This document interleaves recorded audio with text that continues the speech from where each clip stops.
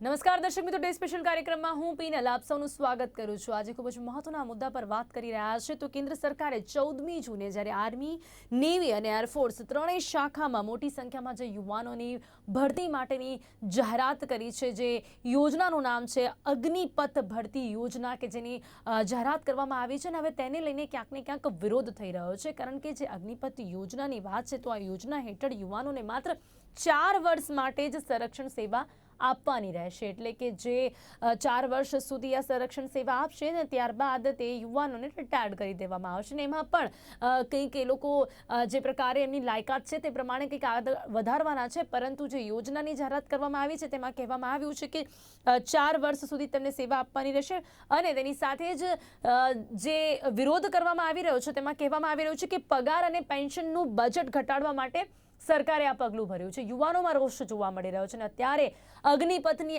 આગ ક્યાંક સમગ્ર દેશમાં ફેલાયેલી હોય તેવું જોવા મળી રહ્યું છે। કારણ કે બિહારથી શરૂઆત તો થઈ ચૂકી છે। સમગ્ર બિહાર, પટના સહિત 22 જિલ્લામાં ઉગ્ર વિરોધ કરવામાં આવી રહ્યો છે। સમસ્તીપુરમાં 2 પેસેન્જર ટ્રેન અને તેની સિવાય બીજી અન્ય જગ્યાઓ પર પણ એક ટ્રેનોને આગ ચંપી કરવામાં આવી છે। જે પ્રકારે વિરોધ જોવા મળી રહ્યો છે, સાથે જ યુવાનો જે કહી રહ્યા છે કે કેન્દ્ર સરકાર તેમની સાથે ખોટું કરી રહી છે।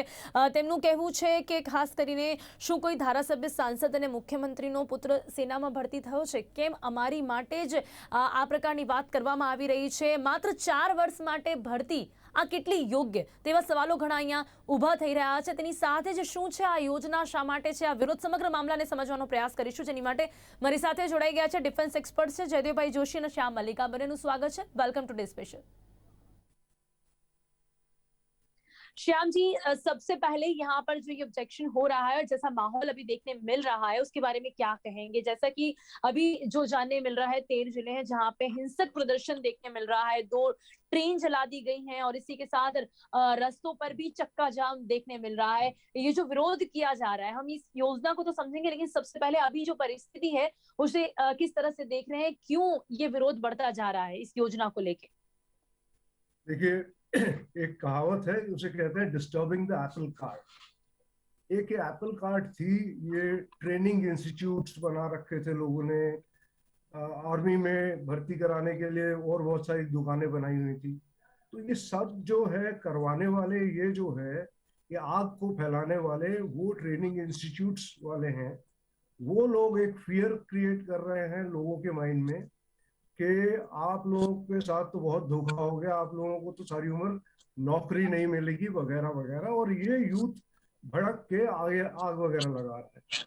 उसी आग लगाने के में पॉलिटिशियंस भी आ गए और लोग भी आ गए, जो कि सब इस बात से डिस्टर्ब हैं कि वो स्टेटस को जो है वो क्यों डिस्टर्ब कर दिया।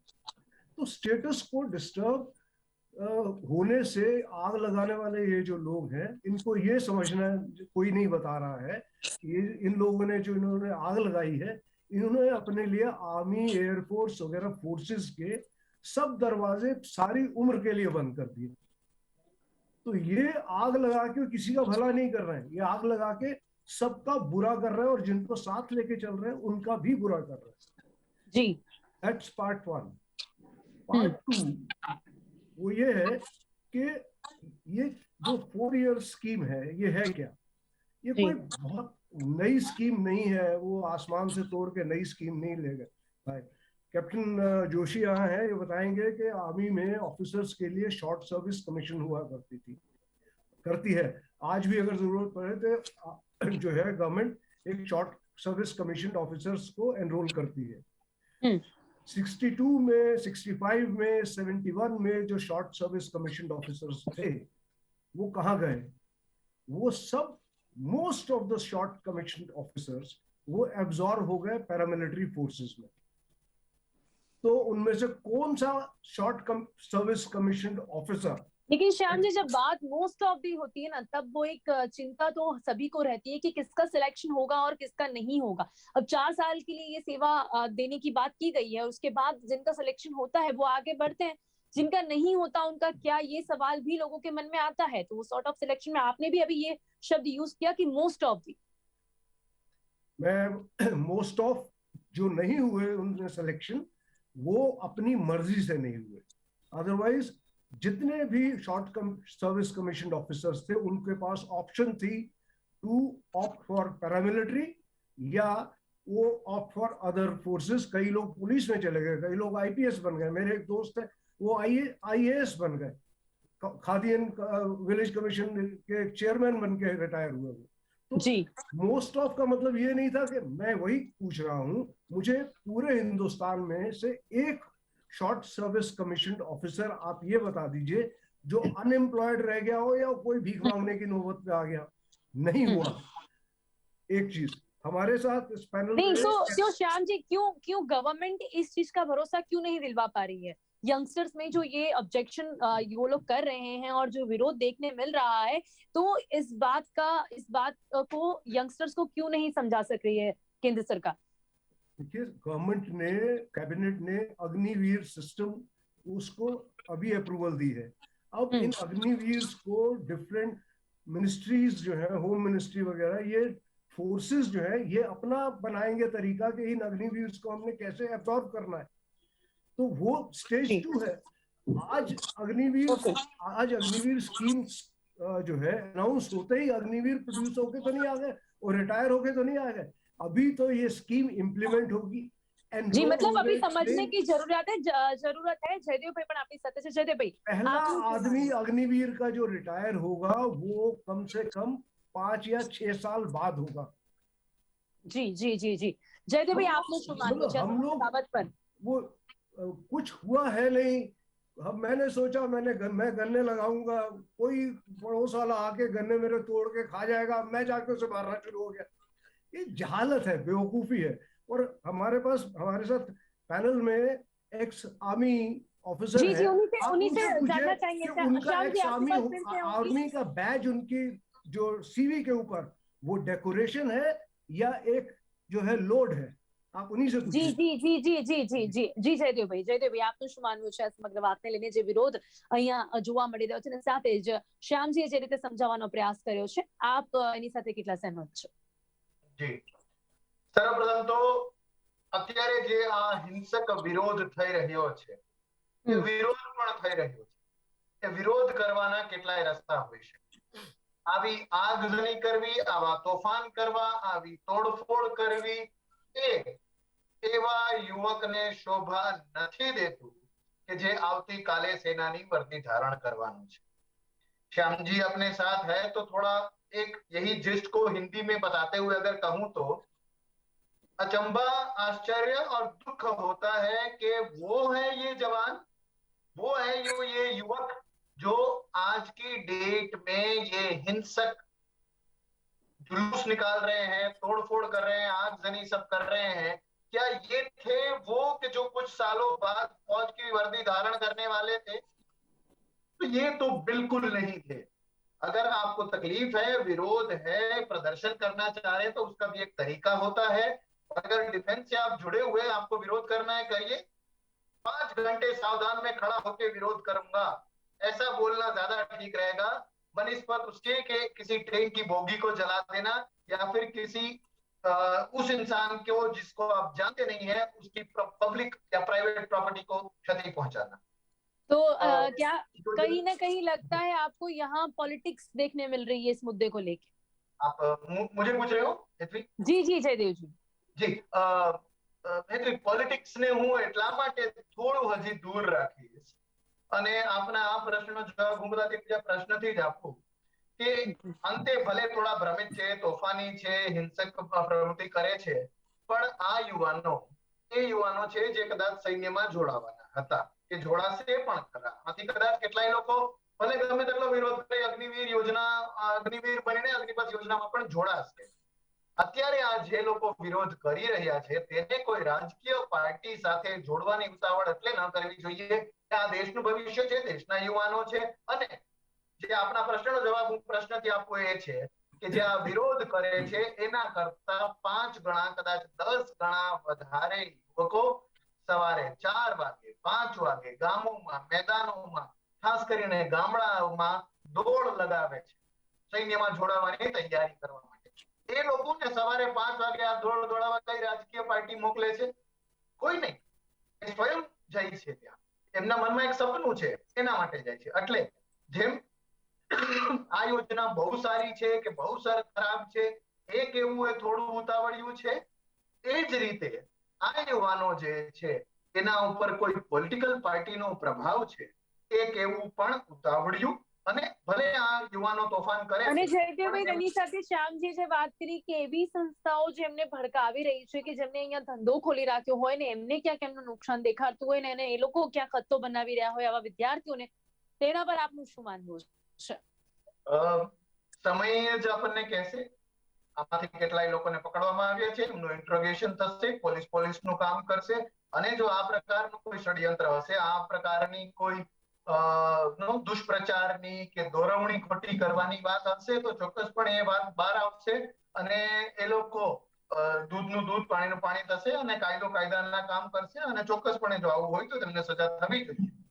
जी श्याम जी, अब हम इस योजना को थोड़ा समझने का प्रयास करेंगे और लोगों को भी समझाने का प्रयास करेंगे। अग्निपथ ये जो योजना है 14 जून को तीनों ही सेना की पांखों में यानी आर्मी, नेवी और एयरफोर्स में जो बड़ी ज्यादा संख्या में युवाओं की भर्ती की जाहिरात की गई है, ये योजना क्या है, इसमें 4 साल तक की बात क्यों की गई है और ऐसा पहले भी कब हो चुका है, हम इसे समझने का प्रयास करेंगे। श्याम जी।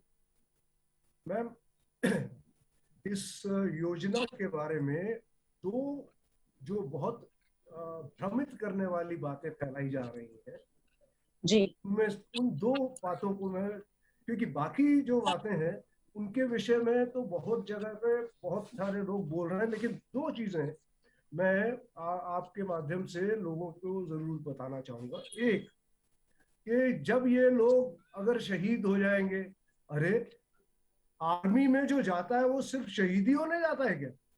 एयर कोई हवाई जहाज उड़ाने जाता है तो उसका प्लेन क्रैश होना ही होता है क्या? कितने परसेंट इंडिया की आर्मी का साइज एंड जो लोग जो हैं जो वीर गति को प्राप्त होते हैं वो कितना मिनिस्क्यूल परसेंटेज है। तो ये मान के क्यों बैठा जा रहा है कि ये लोग जो है ये वीर गति को प्राप्त होंगे ही, इनके जो बाकी जो लोग हैं वो अनाथ हो जाएंगे। हम एक ये दूसरी बात जो फैलाई जा रही है कि ये लोग 6 महीने की ट्रेनिंग लेके जो है ये कैसे लड़ाई लड़ सकेंगे। मैं एक एग्जांपल देता हूँ। सेकेंड वर्ल्ड वॉर में कौन जीता था? ब्रिटेन। ब्रिटेन ने सेकेंड वर्ल्ड वॉर में 3 महीने की ट्रेनिंग देके जो है अपने सैनिकों को वॉर में उतार दिया था। जीत किसकी हुई? ब्रिटेन की। तो ये ट्रेनिंग देके, और क्या हम अपने आर्मी के ट्रेनर्स को इतना कमजोर समझते हैं कि वो इन लोगों को ट्रेन नहीं कर पाएंगे? तो ये दो बातें जो हैं ये बहुत भ्रमित करने वाली बातें हैं। इन बातों को सबसे पहले नकारना चाहिए। तीसरी बात, इन लोगों की एक 17.5 साल का लड़का जब अग्निवीर बनेगा और जब वो अग्निवीर निकलेगा तो उसके रिज्यूमे में जब वो अग्निवीर रिफ्लेक्ट कर रहा होगा, वो उस रिज्यूमे को एक ग्लिटर दे रहा होगा, वो रिज्यूमे सोने की तरह चमक रहा होगा। और वो लड़का यहाँ पर ये मैटर करता है श्याम जी कि आफ्टर 4 ईयर अगर वो 4 साल ये सेवा देते हैं उनके रिज्यूमे में अग्निवीर, ये जो आप कह रहे हैं कि ग्लिटर कर रहा होगा, तो उसकी इम्पैक्ट कितनी देखने मिलेगी बाद में आफ्टर 4 ईयर्स, क्योंकि यहाँ पर बात सिर्फ 4 साल की ही है। वो 4 साल ही सेवा देंगे और उसके बाद वो सिर्फ एक रिज्यूमे में आ जाएगा, तो उसके बाद का क्या उनका फ्यूचर रहेगा, शायद उसी को लेके ज्यादा असमंजस की स्थिति है। मैम, अभी तो जब आएगा वो 4 साल या 5 साल के बाद जब पहला आदमी वहां उस सर्विस में से बाहर आएगा जी, उसकी अब्जॉर्प्शन कैसी होगी, ये वी आर जस्ट इमेजिनिंग। एक धरातल पे, हाँ, एक धरातल पे एक बात पक्की है कि जितने लोग एनरोल होंगे उनमें से 25% लोग जो है एब्जॉर्ब कर लिए जाएंगे डिफरेंट फोर्सेस में। 75% जिन लोगों को डिस्चार्ज किया जाएगा वो कहीं ना कहीं वो पैरामिलिट्री में होंगे। कई स्टेट पुलिस ने इंक्लूडिंग गुजरात पुलिस ने ऑलरेडी अनाउंस किया है कि वो इन अग्निवीर्स को रीएम्प्लॉय करेंगे अपने पास। पैरामिलिट्रीज ने एश्योर किया है वो इनको रीएम्प्लॉय करेंगे अपने पास। प्राइवेट सिक्योरिटी एजेंसीज वो इनको जो है छीनना चाहेंगी जब ये आर्मी से और एयरफोर्स से और नेवी से रिटायर होंगे। जी तो मैं I am not a pessimist, I do not by any pessimism. तो मैं तो मैम आई डोंट थिंक ये जबरदस्ती झूठ फैलाया जा रहा है कि जी ये तो बेचारे। और जो लड़का 24 साल की उम्र में आर्मी में रहते हुए अपनी वो स्कूलिंग भी कंप्लीट करेगा, वो अपनी जो है वो कोई स्किल ट्रेनिंग भी कंप्लीट करेगा, वो अपनी ग्रेजुएशन भी कंप्लीट करेगा, और 24 साल की उम्र में वो एक 12 लाख के करीब का फंड लेके बाहर निकलेगा। 24 साल की उम्र में तो आजकल लोग 24 साल की उम्र में आर्मी में नौकरी नहीं मिलती है लोगों को। जी जी जी यहाँ इस बात को समझाने का प्रयास करना रहेगा ये યુવાનો को कि जो વિરોધ कर रहे हैं જયદેવભાઈ, અહીંયા આજે યુવાનો છે તેમનું કહેવું છે કે માત્ર 4 વર્ષ માટે ભરતી કરવી એ રોજગારના અધિકારનું ઉલ્લંઘન છે તેવું કહીને તેઓ વિરોધ કરી રહ્યા છે। તે સિવાય તેમનું કહેવું છે કે શું કોઈ ધારાસભ્ય, સાંસદ અને મુખ્યમંત્રીનો પુત્ર સેનામાં ભરતી થયો છે? એટલે અમારા જેવા જ્યારે આમ લોકો અહીંયા ભરતી થતા હોય ત્યારે માત્ર 4 વર્ષની સેવા એ રોજગારના અધિકારનું ઉલ્લંઘન તેઓ ગણાવી રહ્યા છે। તેના પર આપનું શું માનવું છે? जी, बहुत ही अच्छा आपने ये सवाल पूछा, और मैं हिंदी में इसलिए बोल रहा हूँ कि आगे श्याम जी से इसके बारे में बात हो सके। जी मेरी बेटी अभी उत्तराखंड में एक आर्मी रेजिमेंट के कैंटोनमेंट में आर्मी एडवेंचर कैंप कर रही है, और सब कुछ ठीक रहा, भगवान का आशीर्वाद रहा तो वो भी फोर्स ज्वाइन करेगी। ग्रेट, इसी तरीके से कई सारे युवक लोग, धन्यवाद, इसी तरह कई सारे युवक युवतियां हैं वो ये सब करते हैं। जी अब ये वाली बात कि एमपीज और एमएलए क्या उनके बेटे जाएंगे फौज में, उसके साथ सोशल मीडिया पे कई सारे युवा हैशटैग लगा के ये भी ट्रेंड करवा रहे हैं कि एमपीज और एमएलए को एक टर्म में चुनाव जीत जाने पर पेंशन मिलने लगता है, हमको मिलेगा कि? तो ये सारी बातें हैं। इसका जवाब अगर वो एमपीज और एमएलए ही दे तो ज्यादा ठीक है कि उनके बेटे बेटियां जाएंगे या नहीं जाएंगे, या फिर उनको पेंशन जैसे मिलती है। इन सारी चीजों को तो हम नहीं बदल पाएंगे जयदेव जी। जी जी, पर 4 વર્ષ પછી આ લોકોનું શું, એ પ્રશ્નો જ્યારે આપણે જવાબ થાય તો સરકારે જે કરવાની જરૂર છે એ છે, અને હું પણ અંગત રીતે માનું છું ઘણા પૂર્વ સૈન્ય અધિકારીઓ જે બ્રિગેડિયર્સ, જનરલ્સ કે એથી પણ સિનિયર રહ્યા હોય એ લોકોએ કીધું છે કે આ અગ્નિવીર યોજના છે એ માત્ર એક સપ્લિમેન્ટ છે, એક પૂરક છે। આ એક્ઝિસ્ટિંગ રિક્રુટમેન્ટની જે સિસ્ટમ છે, જે પ્રણાલીગત રીતે ચાલે છે ભરતી, એને સંપૂર્ણ રીતે બદલી દેવાની નથી। એટલે જો કોઈ ઈચ્છે કે મારે માત્ર 4 વર્ષ માટે નથી જવું, જે જૂની સિસ્ટમ છે એ પ્રમાણે જવું છે, તો તેની પાસે એ ઓપ્શન પણ છે કે અગ્નિવીર તરીકે ન જાય અને જે રેગ્યુલર ભરતી પ્રક્રિયા થાય છે એ રેગ્યુલર ભરતી પ્રક્રિયામાં જાય, અને એમાં જ્યાં સુધી એ પોતે ફિટ રહે છે, કોર્સિસ પાસ કરતો રહે છે, ત્યાં સુધી રિટાયરમેન્ટની એજ સુધી રહી શકે એમ છે। એટલે એ ઓપ્શન ચોક્કસપણે આ યુવાનો માટે છે। પણ જ્યારે આપ જાવ જ છો એ નક્કી કરીને અગ્નિવીર તરીકે કે 4 વર્ષ છે, તો પછી યસ, સરકારે જે જાહેર કરેલી બાબતો છે કે પેરામિલિટરી ફોર્સિસ કે જેમાં બીએસએફ ને બધા આવે છે એની તૈયારી રાખવી જોઈએ। બટ અગેન યસ, સરકાર આના વિશે થોડી વધુ ક્લેરિટી અને માહિતી આપે તો યુવાનોને આ રસ્તો નક્કી કરવા માટેની વધુ। રાજનાથસિંહે તો આમના વિરોધ પછી સ્ટેટમેન્ટ પાસ કર્યું છે કે યુવાનો વિરોધ ના કરે, ભરતીની તૈયારી કરે, તેઓ વારંવાર અપીલ કરી રહ્યા છે જયદેવભાઈ। એની સાથોસાથ એ વાત પણ જો કહેવામાં આવે કે ભરતીની તૈયારી કરે તો કેની, અગ્નિવીર માત્રની કે રેગ્યુલર ભરતીની, રેગ્યુલર ભરતી ચાલુ જ રહેવાની છે એવું કહેવાનું છે। એ રક્ષા મંત્રીના અને સૈન્યના વડાઓના સાથેના પ્રેઝન્ટેશનમાં પણ કહેવાનું છે। તો એનો અનુપાત સરકાર જાહેર કરે કે અમે કુલ જો સંખ્યા। એટલે જયદેવભાઈ આપનું કહેવું છે કે ક્યાંક યંગસ્ટર્સને આ સમજાવવાનો પ્રયાસ કરવામાં આવે કે જે રેગ્યુલર ભરતી હતી એ તો થવાની જ છે, પરંતુ આને એક વધારાનો એક લાવો આપણે સમજીએ કે જે જેટલું છે જેવી રીતનું છે, આમાં એક વધુ એક લોકોને એક એવું કહી શકાય કે તક મળી રહી છે। जी हमें जी श्याम जी, यहाँ पर अगर अग्निपथ ये जो योजना है उसकी बात की जाए तो यहाँ पे इनका रैंक कैसे होगा, क्या होगी ये योजना, यहाँ जो यंगस्टर्स इस योजना के थ्रू उन्हें कहाँ कहाँ तैनात किया जाएगा और उनकी भर्ती कैसे होगी, और मतलब ये इनका जो काम रहेगा वो क्या रहेगा, इनका रैंक कैसे रहेगा, उम्र की जो बात है यहाँ पे वो क्या रहेगी, इसमें इनकी जो एजुकेशन होगी क्या रिक्वायरमेंट रहेगी? ये लोग स्कूलिंग करके 10th पास करने के बाद ये अग्निवीर के लिए अप्लाई कर सकते हैं।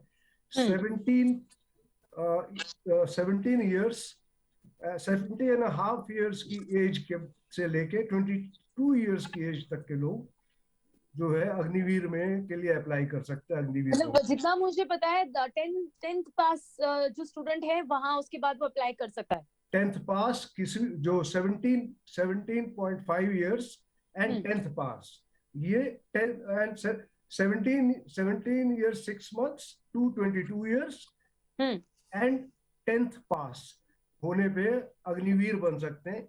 इनका रैंक अग्निवीर होगा, इनका रैंक आर्मी के रेगुलर या एयरफोर्स या नेवी के रैंक्स नहीं होंगे। इस सारे सिस्टम को प्लीज एक मैं आपको दूसरे पर्सपेक्टिव से समझाता हूँ। देखिए, कुछ कंट्रीज हैं जहां पे कंस्क्रिप्शन है, जहां पे आर्म फोर्सेस में सर्विसेज कंपलसरी है। इजराइल में कंपलसरी है, सिंगापुर में कंपलसरी है, यूरोप के कुछ कंट्रीज में कंपलसरी है। वहां पे जब आप वो कंपलसरी पीरियड से वापस आ जाते हैं तो आप अपने साथ वो रैंक नहीं लगा सकते। हमारे यहाँ शॉर्ट सर्विस कमीशन या जो भी लोग जो रिटायर होते हैं, रिटायरीज अपना रैंक लगा, हमारे साथ कैप्टन जोशी है, कैप्टन जोशी रिटायर्ड, तो but he is captain Joshi, he would be known as captain Joshi throughout. Agniveer would be known as Agniveer, वो उतना रहेगा या वो नहीं लगाएगा, रूस रैंक नहीं लगा सके। और सिंगापुर वगैरह में तो चाहे वो जो है जनरल रिटायर हो जाए कंस्क्रिप्शन के उसमें, वो जनरल रैंक भी नहीं लगा सकते हैं। तो हमें बहुत सारी चीजें अभी धीरे धीरे खुलेंगी, अभी इंट्रोड्यूस की है। अगर आप ये मानिए, ये जो लोग शोर मचा रहे हैं, बवाल कर रहे हैं, इनसे ये अगर पूछा जाए कि अगर इंडिया कंस्क्रिप्शन कर देता, जो है कंपल्सरी कंस्क्रिप्शन कर देगा, तब ये लोग खुश होंगे। और कंस्क्रिप्शन में क्या होता है, ये जो जितना टाइम लगाएंगे उतने दिन की तनख्वाह मिलेगी, उसके बाद जाइए, खत्म। Will that be better?